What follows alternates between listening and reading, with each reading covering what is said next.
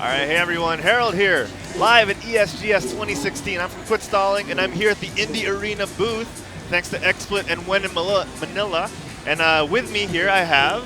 Jebbrich Lim from the De La Salle College of St. Benil. All right, what's up, man? It's good to meet you. Hey, Harold. We did a bit of a pre-interview, but I'm gonna talk like I just met him. All right, so what do we have here today?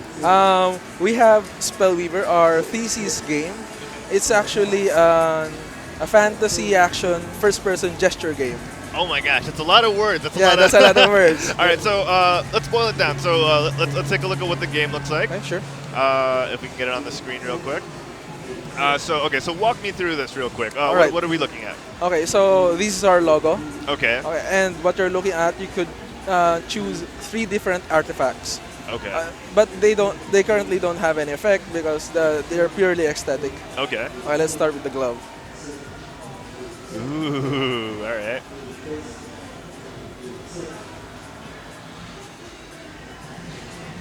Okay, here we go. This is the introductory cave, we call it. Okay. The healing fountain. All right. Okay, so once we turn around, we see the first phase. Oh wow. Okay, so here we have the quests. You could the quest fades out. Okay. So now when you want to check the description, you just open it, and when you want to hold it, you could press that. Okay. So here we go. Interact space to get the geyser. Now we draw the rune. Oh, that is cool.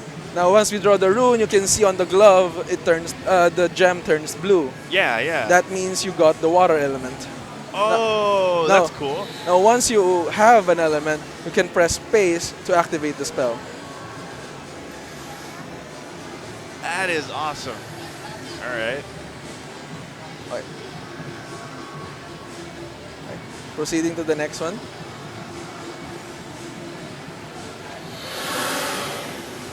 Now for the lightning.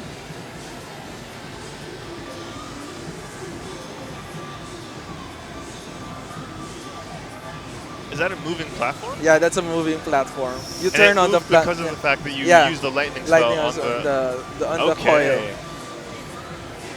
So what are we going through here? Is this the introduction? Yeah, the introduction of how you're supposed to write and cast spells. Oh, okay. And also we have a combination of spells. Okay. Okay, you see the bar here? Yeah. Yeah. Okay. Have you played No Man's Sky before? I have, actually. Okay. So in No Man's Sky, the UI behavior. So here we have the inventory and what the combinations are. Yeah. So in No Man's Sky, we have a UI behavior that when there's no values being changed, the UI disappears. It gives you more room to see the environment. Yes, that's right. That's right. So let's draw the earth barrier, 2 earth elements. Okay.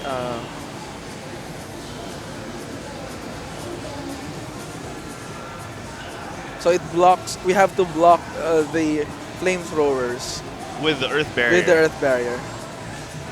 So you draw the spell, and then you point on the ground where you want the spell to show up. Is that right? The prompt is automatically recognizes if the spell is plottable. Oh, okay. So you don't have to press anything afterwards.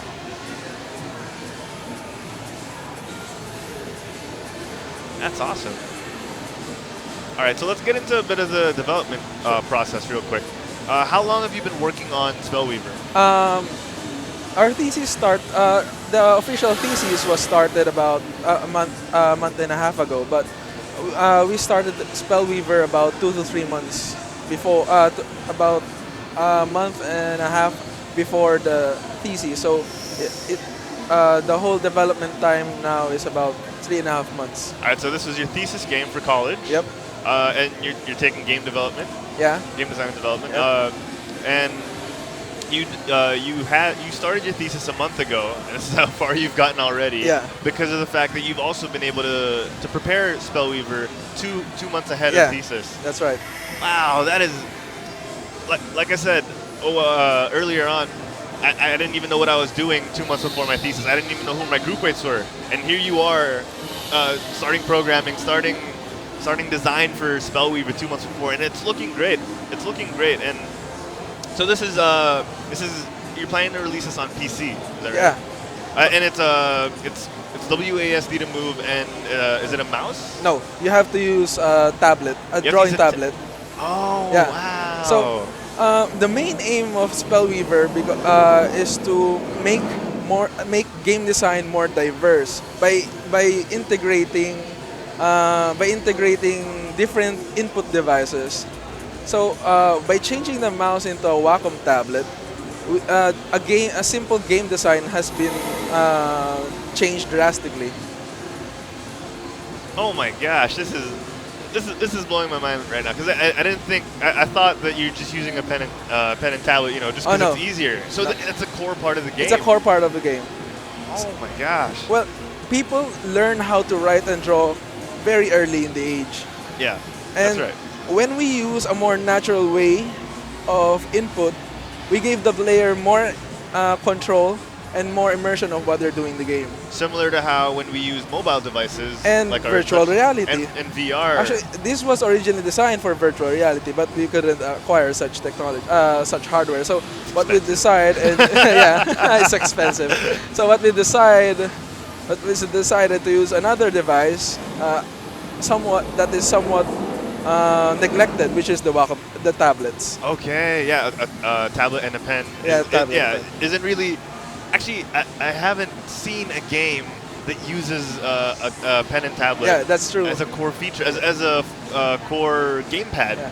So that, would you say that you were probably one of the first, if not the first, to? I might say so, because the engine we're using is Unity, and even they said it's not for gaming and removed the support for it. So what we did, we had to make a workaround for it.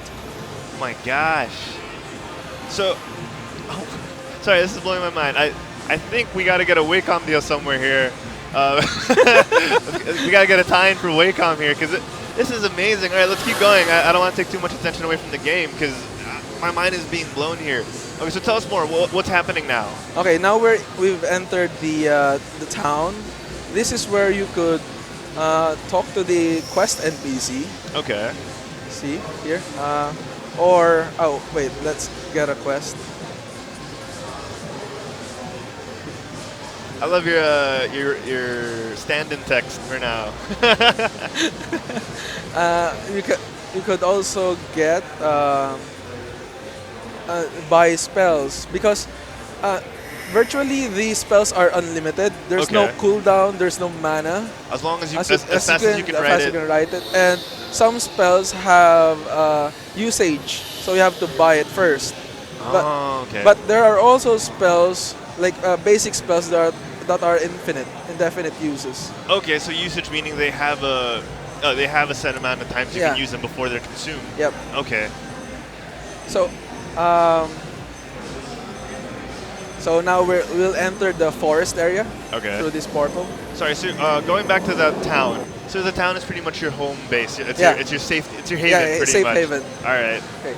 And from there you can go to different areas. Yeah, okay. that's true.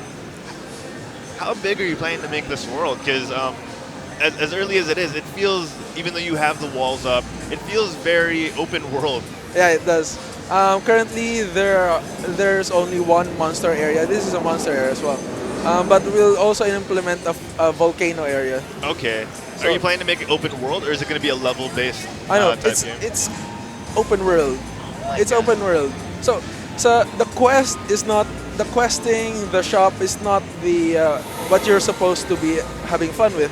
The main thing that you should be interested is let's unlock all the spells. Okay. There currently are 14 spells. Because you have a developer's Yeah, developer's way through. Yeah. There's also spell element combinations. Okay. So now let's try it here. So first we have the wind pushback. That's so cool. Let's rest it. Let's rest it. My voice is going high because I can't. This is so good. Alright, so we also you see the purple thing going around. Yeah, like the Doctor Strange wrist thing. That's an indicator that you have a special spell available to use once you've casted an element rune. So the hand itself, the hand in your first-person view, is an indicator on what spells are available without having to go through your menu. Menu. Your spell menu. Yeah. Wow. So there's also, now let's use the special. There's also a float spell. Now once we've used the float spell, we could see the environment from above. That is so awesome. So how long, for the float spell, how long does this last? About 30 seconds before you fall. So I assume you plan to put a timer before. Yeah, there's a timer here. You can see. Oh, that is cool. And it also blinks after when you get to 5 seconds. That's cool. Is there fall damage? No, there is no fall damage. Just float up there. Let's get all the way up there. That's pretty cool. I want to see the rest of your map real quick because that is great. How big is this? I'm not really sure. Oh my god! But this is about twice the size of a town. Of the town that we just went to. Okay. And do you enter do you exit the same way that you entered? Yeah. Okay. That's the same way. There's only one way in, one way out of the map. Wow. It does feel very VR in the sense that you get to go through the world and you get that perspective of I could be walking through this right now. It's great. All right, so tell me more about the development process. So you've only been doing this for around 3 months. 3 months? Yeah. Okay, and you have a team of how many? 5. Team of 5 working with you. And you're all friends from college. You're all group mates for your thesis. Yep, that's right. Okay, wow. All right, so in terms of development, how many artists do you have? How many programmers are you? We have 3 artists. One of them is also the sound engineer. Okay. We have and 2 programmers. 2 programmers. Yeah. So in the span of 3 months, you've already created something this fun. I'm definitely gonna have to try this out later over in your booth. All right, so tell us more about the game. Okay. Well, there's also elemental damages implemented. Okay. Like when we cast the geyser. When we cast the geyser rune, rune. Okay. You can see the drench effect here. They're getting wet, and now when we use an electric spell, they get more damage. Oh, cool. So also, what else? We have the fireball. Now we're combining elements. You see the second gem going red. Yeah. Combining elements, we can get fireball there. I love how they act as indicators for the spells. So we really tried our best into minimizing the UI and making the feedback into the game itself, not necessarily the UI. Yeah. So we have more combinations here. Yeah, because this alone is enough to play. This alone is enough I can see the hand. I know what spells I've accidentally activated or currently have activated. It's great. I don't need to see the floating. I don't need to see the floating text and the floating bars that tell me, oh, this is how much you have left of your consumable spells. This is great. All right, so you mentioned a monster. You have 1 monster level. Let's go take a look at that. There's actually monsters here. Oh, monsters, plural. Actually, 1 monster type, 2 monsters type. Okay. So here's the Minotaur. They're a bit buggy. They're a bit buggy for now. That's fine. This is a very early build. Yeah, I want to emphasize that. They've been working on this for 3 months and it looks great already. Your Minotaur is adorable. It's like a Chucky. I don't know if I'm allowed to say that. I might get copyright taken down, but your Minotaur looks great. It's imposing yet adorable at the same time. All right, so how does it look when we damage them? Let's get him. Let's burn them. Oops. Yeah. Like some steak. Yeah. Okay, so in terms of the character, the player themselves, are you gonna get hurt when you play the game, or is it just more I'm gonna destroy everything in my path kind of a thing? You do get hurt You from do get time to hurt. in a way that from the introductory level there are burning items there. Once you get near, it actually burns you a lot. Okay. The Minotaurs also hurt you from time to time. They do attack. Okay. Um, but the questing is and the sometimes you get the UI from their quest items also. But here's another part of the level.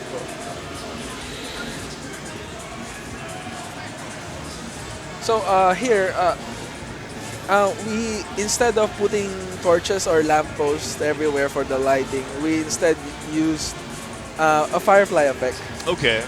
for the lights instead. So those are naturally generated in game. They're naturally generated. Okay.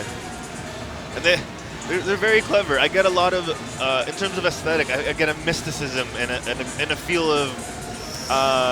I mean, we grew up in the Philippines, so I get a feel of the Alamat style of storytelling. Have a look at here.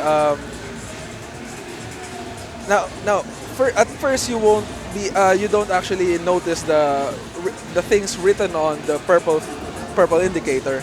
Okay, I'm noticing it now. Yeah. So it's actually by buy-in. Yeah, it is. It is isn't by it? buy-in. We used by buy-in wordings instead of another Sanskrit-derived form. Yeah. So for those of you watching who aren't familiar with Filipino culture, baybayin is a very old language or a form of writing here in the Philippines, and I love how you integrated it. I did not notice that at all exactly. until you mentioned it, and it's so subtle. But now that I see it, I can't unsee it. That's great. How did you? What characters did you use, or how did you do your research to know what to put on the wrist? It's actually up to my artist, but Okay. we actually just used something Filipino to be part of our game.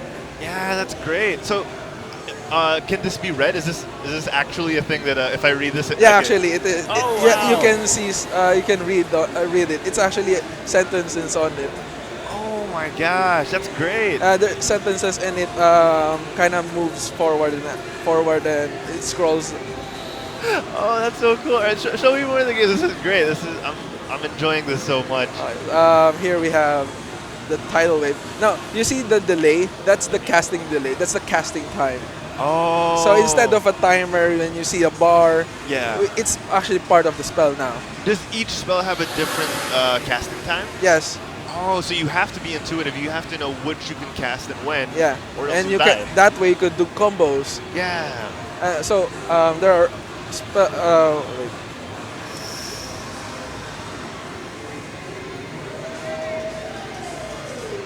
I'm still mesmerized by your game. I'm sure that's not the first time you've heard it. It's not. But No humility here. Yeah, it's not the first time we've been complimented on our super amazing game. well, the main thing was because it's something different. Yeah, it is, and it's so good. One of the more powerful spells is the tornado. So let's cast it here. It has a 15-second casting time. 15 seconds. 15 seconds. So I assume it's gonna hit really hard. Oh, you'll see. I love you, man. I love this game, and I love the confidence that you're showing here. This is amazing. Oh, here we go. That's huge. Yeah, that's huge. It has a very big area of effect. And it takes everything that has physics with it. I love how anyone who's listening to this can take some of the audio out and clip it and make really like rude audio based on what we've been saying. It's big.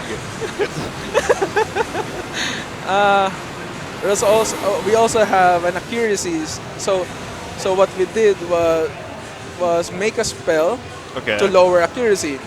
Of the enemies of the Of mobs. the enemies. Okay. So what we did was make a fog spell. Oh, oops.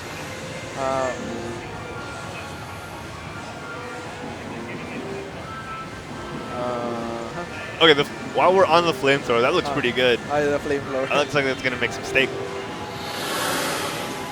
All right, so how big are you planning to make Spellweaver? How many areas and how many different types of creatures and NPCs are we expecting? There are to see? about 6 normal monsters, and there's one boss. At the moment. No, they're in planned. Planned. Okay, Planned. So there's currently 2 monsters. Okay. Also, there's another map which is the volcano. Will be implemented later on. Okay. I can't wait to see that, by the way. All right, so so you're planning to have the forest, the volcano, and the town at the start? Yeah. That's great.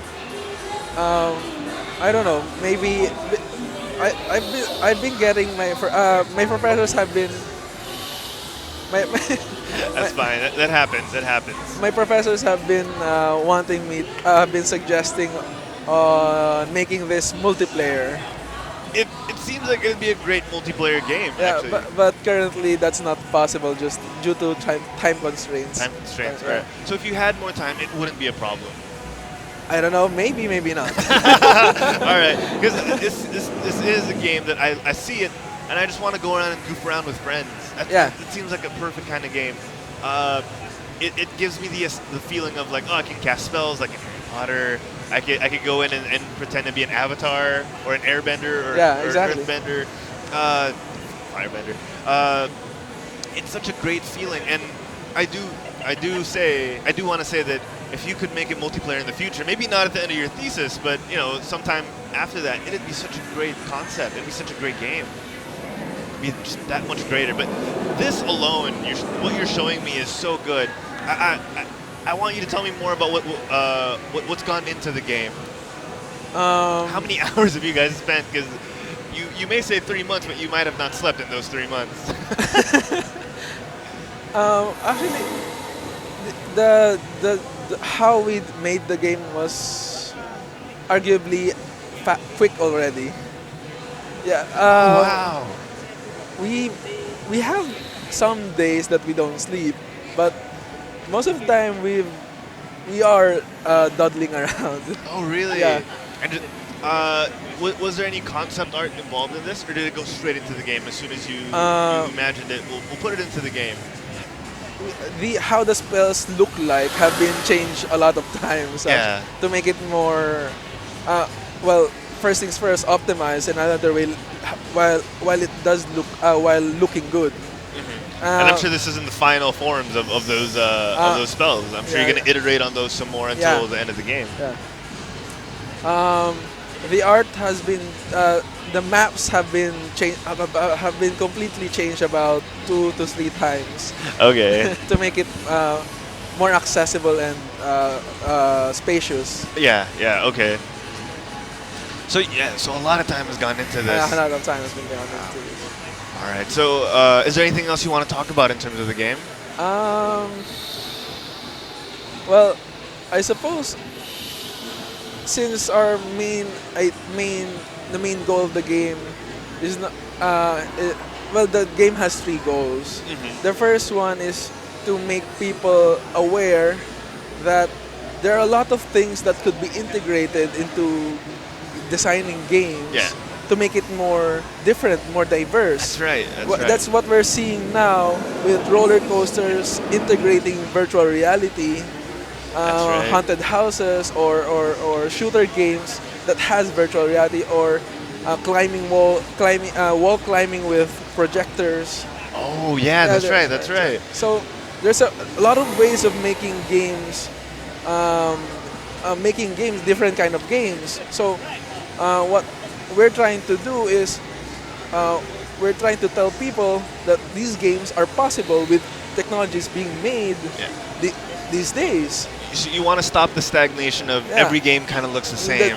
Looks the same, feels the same, sometimes being recycled, but it also widens the competition of like, let's say MOBA. There's a lot of MOBA these days, but when we try to put another way of input, like what we did, it changes how a game is played. it's on a different level now. Yeah. It's a completely different game. It's a Yeah. completely different way of playing games, and that is what you want to point out. That is what you want to emphasize when you come out with Spellweaver and tell people, look, we can make games in a different way, not just with a controller going with using the D-pad as your directional button. We can use analog sticks. We can use pen and tablet. That's amazing. All right. So thank you so much. I'm looking forward to playing your game later. Sure. And if you guys at home want to check this out, head on over to Indie Arena here at Mall of Asia. We'll be here for the next 2 days left, Saturday and Sunday. So head on over down. Come play Spellweaver. Come look for us, and we'll point you in their direction. I have been Herald from Quit Stalling. Head on over to our website, www.quitstalling.us, or check out my social media at Herald Plays. I'll have Diego Z here in just a little bit with me to host the other game developers. I'd like to thank XSplit and When in Manila for having us here at the Indie Arena. Once again, thank you so much. Thank you, Alex. Thank you so much. All right, we'll see you guys in just a little bit with a different developer. And once again, come down to Mall of Asia at the SMX Convention Center. We'll see you guys in just a little bit.